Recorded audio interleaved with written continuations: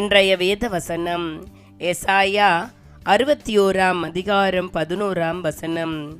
கர்த்தராகிய தேவனுடைய ஆவியானவர் என்மேல் இருக்கிறார், சிறுமைப்பட்டவர்களுக்கு சுவிசேஷத்தை அறிவிக்க கர்த்தர் என்னை அபிஷேகம் பண்ணினார். இருதயம் நொறுங்குண்டவர்களுக்கு காயம் கட்டுதலையும், சிறைப்பட்டவர்களுக்கு விடுதலையையும், கட்டுண்டவர்களுக்கு கட்டவிழ்த்தலையும் கூறவும். என் அன்பான சகோதர சகோதரிகளே, ஆண்டவருடைய வார்த்தை இன்று எங்களிடம் கடந்து வருகிறது. இந்த தீர்க்க தரிசனத்தின் முதலாம் பாகம் கிறிஸ்துவின் முதலாம் வருகையின் போது நிறைவேறிற்று. முதல் பாகத்தை மட்டுமே இயேசு வாசித்தார். லூக்கா 4:16-21 வரை நாங்கள் வாசிக்கும் போது, தாம் வளர்ந்த ஊராகிய நாசரேத்துக்கு அவர் வந்து தம்முடைய வழக்கத்தின்படியே ஓய்வு நாளில் ஜெப ஆலயத்திலே பிரவேசித்து வாசிக்க எழுந்து நின்றார். அப்பொழுது எசாயா தீர்க்கதரிசியின் புஸ்தகம் அவரிடத்தில் கொடுக்கப்பட்டது.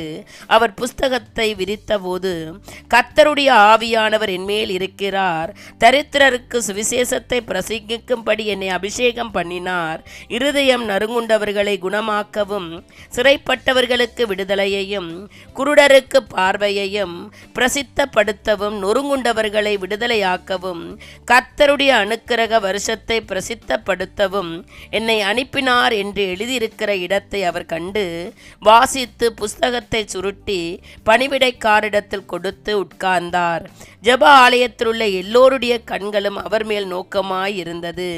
அப்பொழுது அவர் அவர்களோடே பேசத் தொடங்கி, உங்கள் காதுகள் கேட்க இந்த வேத வாக்கியம் இன்றைய தினம் நிறைவேறிற்று என்றார்.